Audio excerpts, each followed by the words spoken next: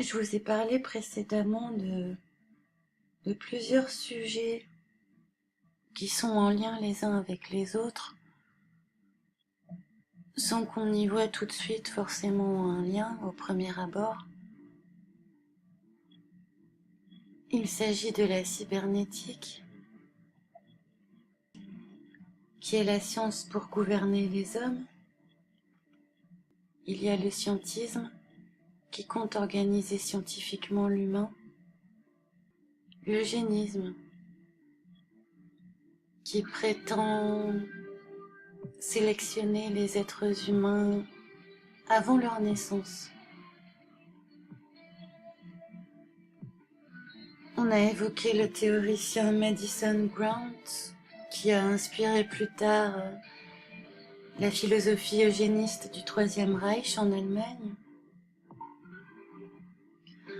On a vu comme le darwinisme était une idéologie reliée à des branches plus sociales comme le darwinisme social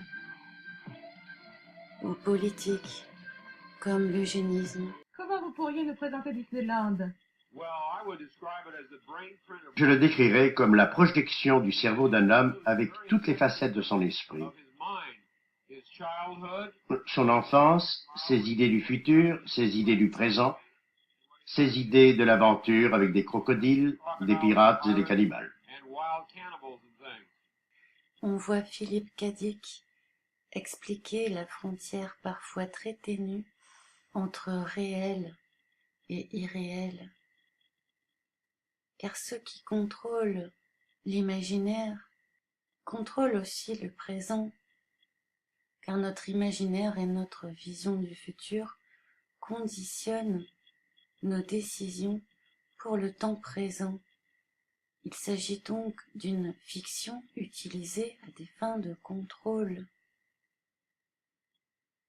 On nous dit, voici les maisons du futur. Et pour ceux d'entre eux qui décident de construire, de s'inventer un lieu de vie unique, eh bien la tendance n'est plus à l'ostentation. Et non, on se tourne de plus en plus vers la maison écolo, plus respectueuse de l'environnement, plus économe en énergie. En un mot, plus maligne. Reportage en Bretagne de Dominique Dumas et de Jean-Michel Nier. Elle ressemble à une soucoupe ou à un champignon géant. Voici un mail que m'envoie un ami. On a vu qu'on nous mettait face à des catastrophes imminentes, à des menaces climatiques notamment. Voici les solutions qu'on va nous proposer. Il faut aller regarder du côté des smart cities, qui sont vendues aux élus comme des solutions clés en main, au travers de brochures.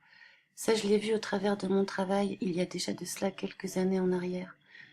En gros, ils n'ont juste qu'à signer. Voici ce qui est prévu, ce qui est planifié pour les années à venir dans tous les centres urbains. Il est clair que la gouvernance mondiale avance à grands pas et se sert des mégacités comme centre de ralliement des populations nationales qui sont appelées à former un réseau de villes intelligentes. Les Smart Cities qui appliqueront les directives de la gouvernance onusienne du Big Cities Network. Ce phénomène se développe sur tous les continents où progressivement les populations se regroupent dans quelques mégapoles entourés par des déserts ruraux livrés à l'écologie et aux grandes sociétés de l'agroalimentaire. Il me dit que ce concept de Smart Cities nous vient du groupe Bilderberg. Si tu les écoutes, leur Smart Cities, c'est le paradis sur Terre, écologique, connecté, démocratique, avec des habitants intelligents. Là, je crois qu'ils nous prennent pour des cons, oui. Je pense aussi. En fait, ça ne colle pas du tout avec toutes les régressions sociales et démocratiques que nous vivons actuellement. Non, pas du tout. Et je pense que les deux vont s'articuler ensemble, en fait, en faisant des villes-prisons où il n'y aura que l'illusion de la démocratie et de la liberté. Ouais, des genres de Disneyland totalitaires. Les Smart Cities sont un énorme marché à plusieurs milliers de milliards d'euros et les grosses entreprises ont déjà tout prévu. Vinci Énergie.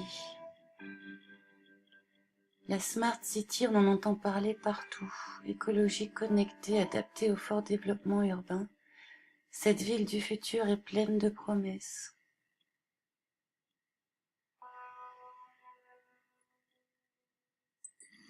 Frères humains, sœurs humaines, vous avez entendu parler du transhumanisme et des transhumanistes, d'une mystérieuse menace, groupe fanatique, société de savants et d'industriels dont l'activisme impérieux et l'objectif affiché consiste à liquider l'espèce humaine pour lui substituer l'espèce supérieure, augmentée des hommes-machines.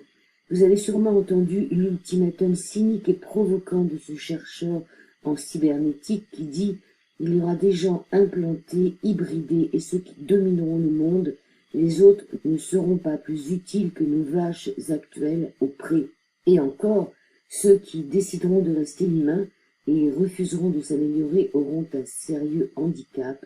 Ils constitueront une sous-espèce. C'est ce dont nous allons parler aujourd'hui dans cette publication publiée par Pièces et Main-d'œuvre dans la rubrique Services compris, qui s'appelle le Manifeste des chimpanzés du futur contre le transhumanisme.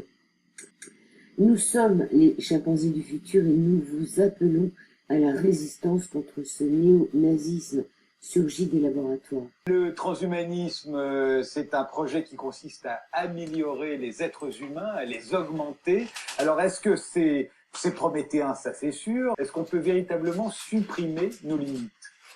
Alors, c'est un courant de pensée qui est déjà ancien, de vouloir supprimer tous les impossibles, toutes les limites de l'homme. Ce qui est nouveau, c'est qu'aujourd'hui, les technologies NBIC, c'est-à-dire les nanotechnologies, les biotechnologies, notamment la génétique, l'intelligence artificielle, l'informatique, la robotique, rendent possible la cassure de nos limites traditionnelles. Donc c'est sérieux. Peut-on modifier notre ADN, par exemple? Oui, on peut modifier notre ADN, mais comme vous le savez, on ne sait toujours pas guérir la myopathie. Alors, le fondateur de Facebook s'est engagé à éradiquer toutes les maladies humaines d'ici 2100. Les bioconservateurs s'opposent aux pulsions démiurgiques et prométhéennes de la Silicon Valley et des géants du numérique qui veulent changer notre humanité. Et que 97% des enfants trisomiques dépistés sont avortés en France. Nous sommes déjà eugénistes et la sécurité sociale rembourse l'eugénisme. Elle le rembourse, mais est-ce qu'elle encourage pour autant? Elle encourage. En tant que parent, on voit bien qu'il est très difficile de résister au dépistage de la trisomie 21 quand un couple attend un bébé. Mais là, il y a quand même un truc un peu important, c'est la fin du monde. Donc moi, ma toute petite notoriété, si je peux la mettre au service de ça, bah oui, c'est tellement plus important que tout le reste que ne pas le faire, ça serait juste idiot finalement. Est-ce que vous pouvez délayer cette perception de fin du monde? Pourquoi vous... Ouais. Alors le terme fin du monde, c'est vrai qu'il est un peu provocateur. Il existe une caste de personnes qui entend gérer l'humain comme on gère un troupeau d'animaux. L'organisation qu'elle choisit est dite scientifique, c'est-à-dire qu'elle ne fait jamais intervenir dans ses calculs, dans sa futurologie, elle ne fait jamais intervenir d'autres considérations que la performance et la rationalisation du stock. Conclusion, cette caste de personnes a besoin de contrôler les naissances, contrôler le patrimoine génétique de l'espèce humaine, contrôler les données, avec un besoin de surveillance totale sous l'égide d'un gouvernement unique.